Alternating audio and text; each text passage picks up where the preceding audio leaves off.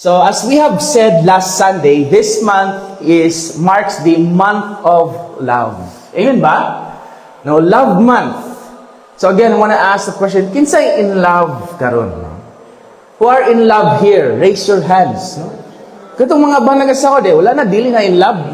No, wala na in love. Right?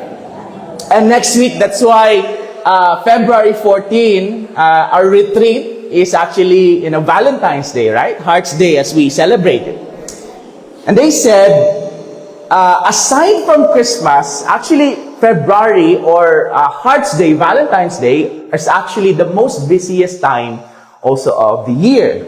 Second to Christmas. People all over the world are rushing to celebrate Heart's Day, di ba? Buying gifts, planning dates. Kinsa ba yung nagplano na date, no? No? Or spending money trying to express love in visible and measurable ways. Right? Stores are full of schedules and are very busy. No, kinsa na busy na karon, no? It is said, listen to this, gabi, no? It is over $2.6 billion is spent on flowers just on Valentine's Day. Grabe, no? $2.6 billion. And approximately $2.5 billion is spent on chocolates in Valentine's Day. Grabe, no? That represents 58 million pounds of candy sold during the holiday season. Ikaw, Exxon, how much are you willing to spend when you celebrate with your loved one? No? Ay, tanawa imong bana. Ikaw, sa imong willing is one. No, so, karon daw, practical na lang ta because it's inflation. And that is why, dili ka, for as low as 970 lang, na kay 25 kg nga bigas. Pre-delivery pa. Pero sa Shopee, 1.6 ang bulak. So asa man ka? Now, a woman was taking a nap, tulog siya, Ikson, because very tired on Valentine's Day afternoon. So natulog ang iyang asawa. And after she woke, she told her husband, I just dreamt of something gorgeous and expensive that you gave me. Imo daw kung gitaghaan og mahalon kay nga butang love for Valentine's Day. What do you think it means? Bana, you will know tonight. Excited na kay siya? That evening, her husband came with a small package for her. Thrilled, she opened it and found a book entitled The Meaning of Dreams.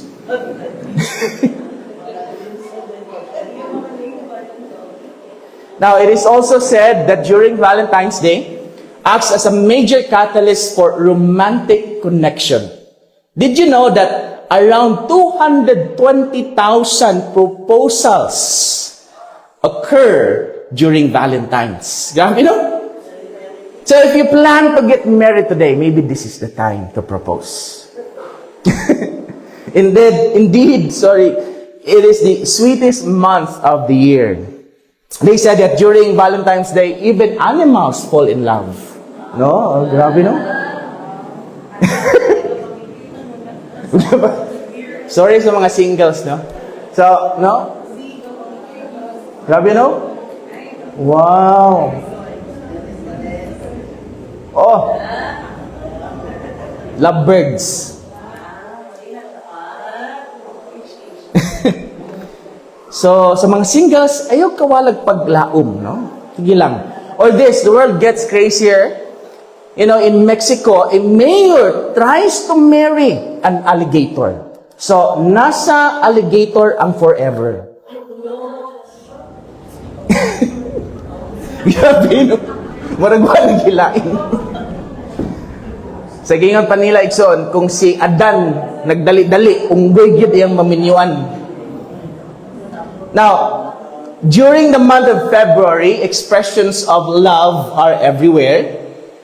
Anyone can send flowers, buy chocolates, and plan expensive Valentine's dinner. Or give a card that says, I love you, I'm yours forever. No? Kinsa ba'y nakahatag nag-card sa ilahang asawa? I'm wholly devoted to you. No? These gestures are easy to make, right? Almost anyone can do them. Now, I'm not saying all of these are wrong, what we do, but what I'm saying is that doing these things and saying those words are easy. Anybody can do that. But Valentine's Day is not the test of true love. Because what you do during Valentine's Day for each other doesn't necessarily prove that you love each other. Right? I remember the story, to surprise his girlfriend during Valentine's, a young man bought an expensive bracelet. Palitan niya bracelet. So, dito siya sa jeweler. Siya nga, unsay mo ang ibutang? Gusto ba nimo butang nga ngalan sa imong girlfriend dong? Ang imong ihatag? The young man thought for a moment and said, ayaw na lang, sir. Siya nga, ang ibutang na lang, to my one and only love. Sweet kayo. The jewel smiled and said, yes, sir, how very romantic of you. Now, the young man replied, when naglend ni say, ngayon siya nga, ngano, sir? Because it's practical. Kung magbulag mi, magamit pa na ako otro. We have celebrated Hearts Day every year as long, for long as long as we have remembered, right? But Valentine's Day really means anything. Why is it? No, if we're full of Valentines, if we're full of love, then why is it that people are living, somehow in a difficult manner? As former National Economic and Development Authority sa NEDA Igsoon, Director General Cielto Habito wrote in 2017 column, he said, Valentine's has become an occasion, less about loving, but more about profit. Why is it, Igsoon, that if we really understand what love really is, why is it the divorce rate is climbing? Why are marriages breaking up left and right? Why is it that a lot of relationships are not growing strong and healthy as years roll on? And you come to think about it, why in the world, despite all the knowledge of what is love, and romantic novels, romantic songs, with love on how it works, and somehow we post every Bible verses about love in social media, why is the opposite happening around us? Right? Remember Nicholas Sparks? Who knows Nicholas Sparks? The writer of The Notebook. Para lang ini kung kaila ka ana, maybe wa pa ka na minyo, murag tigulang na gid ka. A Walk to Remember, Dear John, di ba? Why is it that he wrote all this romantic love, di ba? About love, but yet separated with his own wife? Or Tom Cruise, You Complete Me. Or this one, just recently, Joshua Harris, right? You know Joshua Harris, the author of I Kiss Dating Goodbye. This book of his is the most used of evangelicals of how do we really understand more about love. A former evangelical pastor announced on Instagram 2019 he was no longer Christian, describing his process as deconstruction. Why? In July 2019, divorced her wife after 21 years of marriage. Per day, 28 couples file annulment.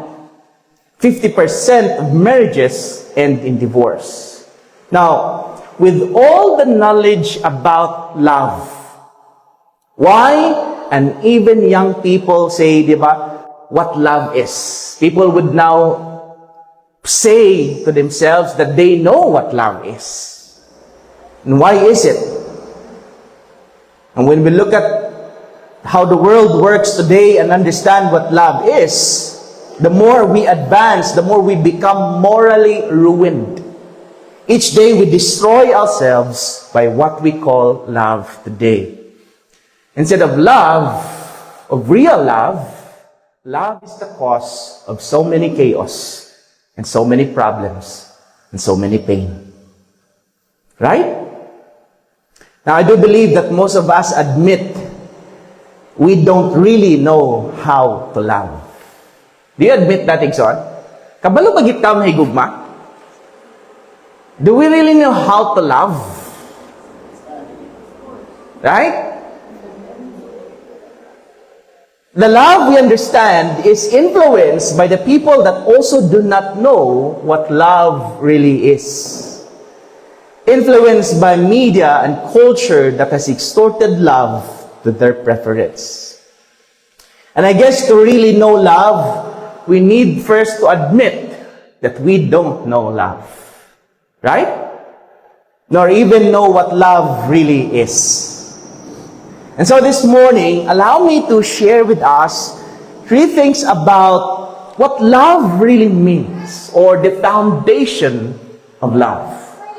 How do we build a strong love for God and for each other? I entitled our message, The Foundations of Love: Grace, Truth, and Sacrifice. Loving like Christ. Let's read 1 Corinthians chapter 13, verse 4 to 8. Love is patient. Love is kind. It does not envy. It does not boast. It is not proud. It does not dishonor others. It is not self-seeking. It is not easily angered. It keeps no record of wrongs. Love does not delight in evil, but rejoices with the truth. It always protects, always trusts, always hopes, always perseveres. Love never fails. In every beautiful building like this, right, we know that foundation is very important. Because no matter how strong or how beautiful we think it is, if the foundation is not strong enough, eventually everything will fall down. And the same with love. The first foundation I'd like to share with us is that love must be built in grace. Love gives what is not deserved. In Romans chapter 5, verse 8, it says this. Can we move it? All right. Can we palihog na lang ko, sir? In Romans chapter 5, verse 8, it says, "But God demonstrated His own love for us in this: while we were still sinners, Christ died for us." You know, one of the clearest and compelling demonstrations of what true love is found in Scriptures itself. Our Lord personally revealed what genuine love looks like. Not merely through words, but through sacrifice, humility, and grace. It is not just something that He said. This is not something that He wrote about, but it is something of what He did for us. Right? His life and work set the perfect standard. Love that serves, love that gives, and love that redeems. Unlike human love, which is often conditional, di ba? Pag naikondisyon, God loves was revealed through sacrificial act, not based on human merit or righteousness, but on divine grace to reconcile the ungodly to Himself. Sabi no? It is through the grace of God, His love for us, that even makasasala tayo, Igsoon, He loved us and gave His life for us. And because we have received this undeserved love, we are called to love others when they do not deserve it.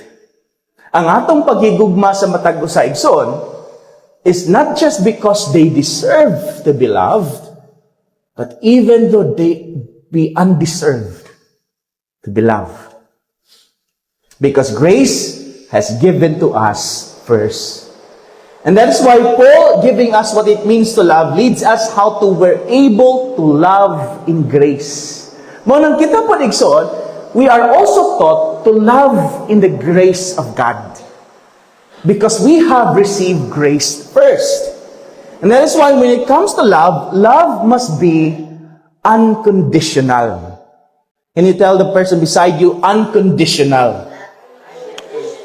No? Now let's try to go deeper in this and say, love is patient, love is kind, it does not envy, it does not boast, it is not proud, it is not self-seeking, it is not easily angered, it keeps no record of wrongs. So the first is that patience. What does patient means? Patient means, in simple terms, never pushy. No? That other people are never pressured or not imposing, always waiting. Tama ba? You don't hurry things up. When you truly love someone, kung nagugmagid ka sa isa katao igsoon, you put value in them. Amen? You put value on the things you love, and you don't hurry the things. When God desires something for you, because you put value on what God desires for you, and you don't hurry it. Mandili tang magdali. Right? You always wait for God's will. Mura ko nagsabanag asawa, impatient kay kasi imuhang asawa or bana, di ba? Tagaan mo gisaksyon ka bugok, makaini mo, di ba? Kasabot. No, gamay na kayo yung saksyon, di kasabot. Then, you become impatient with your child. Sige ni mo kasabaan. Asa man kaliwat, kabugok, makaini mo. In other words, nagkunik-kunik na tanan. Di ba? And that's why when we are impatient, everything bad comes out from our mouths. Tama ba? Pagsige tagdali, because, when we are impatient, love diminishes. Impatience shifts our focus to ourselves, our schedules, our comfort, our expectations. Right? That's why we're impatient, because natay gusto nga diretso dayon makuha. Instead of growing the person in front of us. The more hurried the heart, the thinner love becomes. But the more patient the spirit, the deeper love is able to remain and act. When we are patient, the more love can be seen in our words and our actions. Diba? If we're patient enough to wait, if we're patient enough to understand, everything that will come out from our mouths, di ba maayo? It usually understands the people around us. You see, love is patient. You do not impose anything. You never pressure them. You always listen and understand. Next is love is kind. Right? Lobat siguro ni sir. I'm impatient. Love is kind, huh? In other words, you're considerate. You're thoughtful and you're mindful. You always think about what others would also want or desire. Meaning, you don't impose your own right. Diba? Even though you do believe that you think it is right, but you don't impose it because you try to listen to the people around you. Tama ba? Imagine if all relationships are not kind. Diba? That's why there are many broken marriages. Many families around the world today, because of what the world teaches, is different. Right? It always want to win an argument. Gusto nato, kitagyod ang sakto. Kitagyod daog. Knowing your rights and all, but little did we know. Yes, we won the argument, but we lose the relationships. You lose your marriage, your children, your friends, because you're always imposed that you are right. Diba? But if we are kind, patient, and learn to listen, understand and appreciate, then we will win every hearts. As someone would say, you don't actually have to win the battle every time.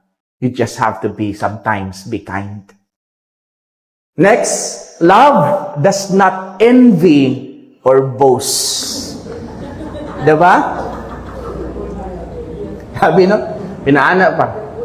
It simply means, if I do not feel good about myself, I cannot let you feel good about yourself.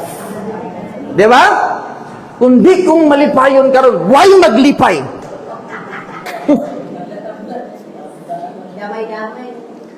When envy enters the heart, love becomes distorted and weakened. Envy shifts our focus from caring to others, then comparing ourselves with them. That's why instead of celebrating their good, we begin to resent it. Instead of wishing them well, we feel threatened or diminished by their blessing. Grabe, no? That's why genuine love is secure enough to rejoice with others and are lifted, blessed, and or honored. No? Grabe, no? In other words, we become happy when others are happy. It does not feel reduced when someone else increases. That's what love is. Next, it does not insist on its own way.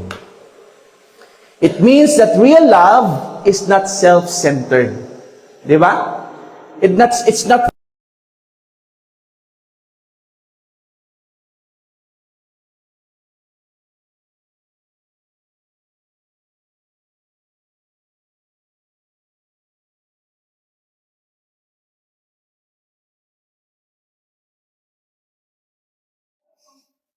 no?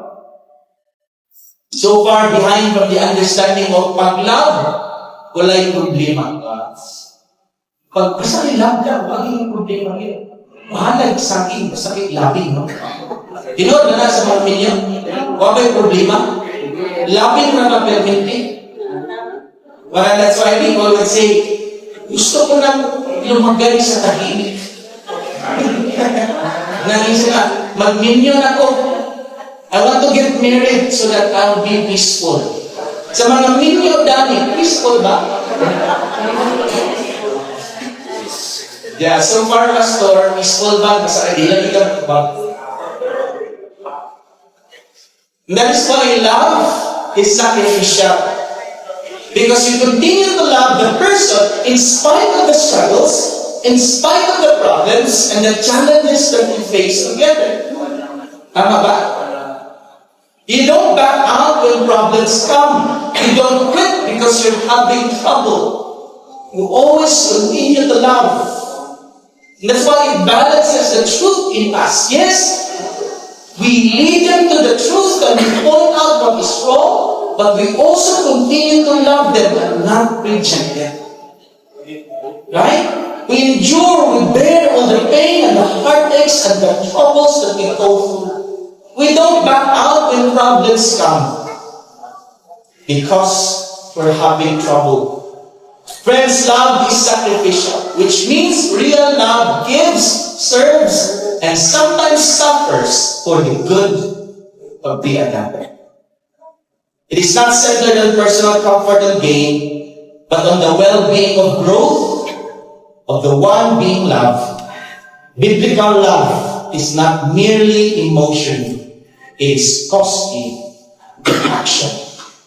In John chapter 15, verse 13, greater love has no one than this, to lay down one's life for one's friends. Christ did not love us from a distance. He gave Himself for us. His time, His strength, His life. The cross shows that true love is not cheap. It is given in a personal cost. Jesus Christ paid it in His life. Sacrificial love is not proven by words alone, but by what we are willing to give up for the good of others. And that's why as they say, love isn't real if love is not tested. Tama ba? Ang dinurog ng person, pasulayan yan. You know what's the greatest test when we love? It is not the time when things are easy.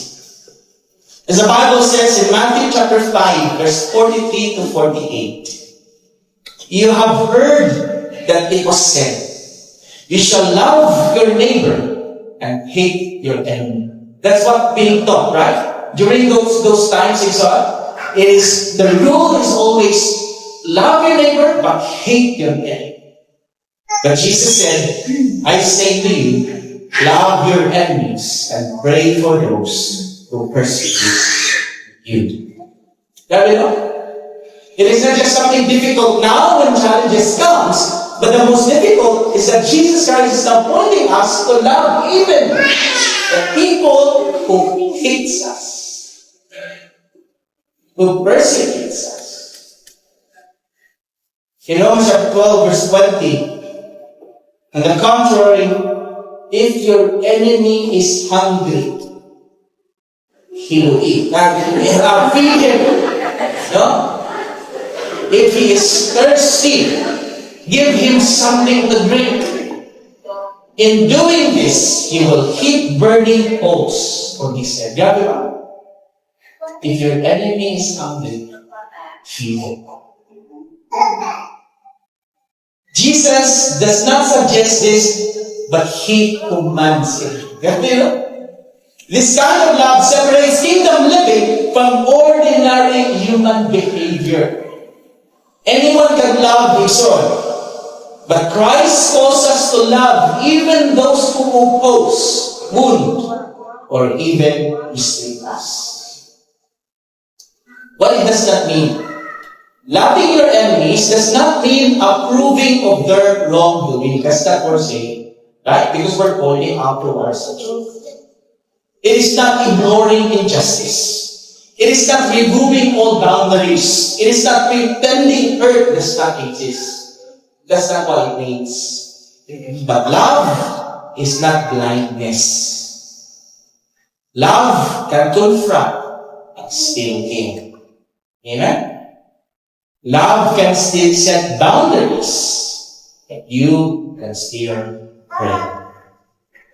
To love your enemies is to choose mercy over revenge, prayer over bitterness, and good over evil. Forgiveness and grace, just as Christ has done for us. Love never gives up, it always hopes. It is a hope, a bleak in the darkness, in the night. Now, I don't know what it means to you for all of us Ikson and what we're going through today when it comes to our own lives. But maybe what we truly need is true love. The love that Christ gave us. That in time when all effort is painful, we must remind ourselves love never fades. If people reject us, love them. If people talk behind your back, just love them. People hurt you, just love them. You know? That is the hardest, but also the greatest love of all. Because everything will always result in life. Diba? It will always be easy for us. Are you willing to sacrifice for the good of your husband, your wife, your children, your friends, and family? Now, as we end, now I know that most of you are now thinking, how can we do this, Pastor? It's hard, right? It's difficult. When we truly love, it's difficult. No matter how easily we talk about this, but we know it does not come easy for us. That's why the Bible never commanded us to do it alone. To get all the source from ourselves, because we know we will fail. Our strength will fail us sometimes. Our hearts will fail us. We cannot love unconditionally out of our own incapable hearts. That's why the last secret is that we cannot love without God. Simply put us, we can't give that we don't have. In 1 John chapter 4, verse 16, it says this, God is love. If we keep on loving others, we will stay one in our hearts with God. He will stay one with us. And it tells us that love is able to withstand difficulties, challenges, and pain if we're able to get the source from God Himself and not from ourselves. Have you ever been there, Ison? You're just tired. Di ka po'y I tried following everything that you said, Pastor. I tried loving them. I tried doing all of this. Reading all the books. Basa na Pastor. After 1 month, after 1 year, you find yourself empty again. Diba? Sa una, love with all my heart. Nagbanta pa ka, I will love you until the end. Pero pag nagkaroon, hantod ka na, Lord, ako lang permit. Lami pa kayo irukon, Lord. No?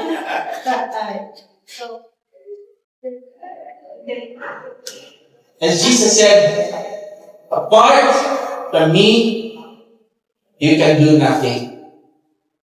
In other words, friends, we can never love without the love of God. If we're the source, it's limited. It's limited. That if we're sincere enough to say, Lord, I cannot do this without you, without your unconditional love. Friends, what we realize is this. If we are not closely staying relationally with God, we will always fall short. Because God is ultimately the source of that. We just had our prayer and fasting yesterday. And one of that I shared about is that to be able to really walk continually in our journey in faith is to really build first our own relationship with God. If our relationship sa Ginoo is very weak, you will never be able to withstand the challenges of life. No matter how you think, how strong you are, how good you are, you will always stay without God. Amen? Ephesians chapter 13, verse 19, it says this, Christ's love is greater than anyone can ever know. Grabe na. But I pray that you will be able to know that love. Then you can be filled with the fullness of God. So it is possible to know that kind of love. We are now to be able to love unconditionally, but only when we surrender our lives to Christ. Diba? That His power can work through us. Diligid nato kaya sa atong kaugalingon. When we can truly love like Him. Do you want that? Do you want to love like Christ? You see, our love banks can sometimes be empty. And it is sometimes inevitable, right? But how can we still give? That is why we're sourced of it to the one that gave love, our true source. In other words, we don't become the source of love, we become the vessel of love. So that no matter how sometimes you feel empty, no matter how you feel that you're only the one giving, di ba? Because I know that we just feel that we're just the one giving love. Ako na lang, Lord. I'm just the one giving it. I'm just the one giving it. For now that you understand that God is the source of love, it doesn't matter. Even if you're the only one, love. Because you're no longer the source, but you have become a vessel of God's love. Friends, our love will never be perfect, but God's love is always perfect and will never run out. No matter what we've done, no matter who we are, God will always love us. The secret? Get to know deeper the one who is the source of life. That is the only way we can love unconditionally. Tama ba? Friends, in the end, one day, when we get to heaven, God will evaluate ourselves. And God will never ask us, or evaluate us about our accomplishments. Di ba? Pag-abot din sa langit, magkapangutanong sa Ginoo, kailan kasi kilala mo sa kita? Kailan ka po yung mga kanimalay? No? God will not ask us of our promotions, no. But He will evaluate us. The Lord will evaluate us according to how we love and how we love Him, how we relate to Him, how we love what He loves, and how we love others. Right? In the end, these are the most significant things that God will ask of us. Love. That's why, di ba? Faith, hope, and love. But the greatest of this is love. This is the only thing that will be left, even when we are in heaven. Because sa langit, there's no more hope anymore because we already have our eternal hope. There's no more faith because we're already in heaven. But love will continue forever. Tama ba? So turn to the person beside you. Let's build love together. Tell the person, let's build love together. The grace, the truth, and sacrifice.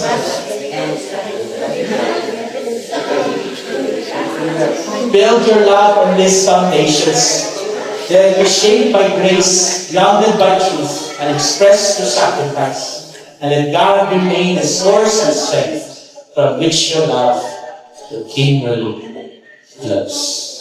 Amen? So maybe, as we celebrate, or as we have our retreat, or maybe you just want to know, somehow, express something out for your family during this hard day. It is not just a celebration, but really, maybe the gift that we can give, or the things that we can do, isn't things anymore. But it is more of how we can show more love towards each other. Our prayer is that, Lord, help us love like you. Let's pray.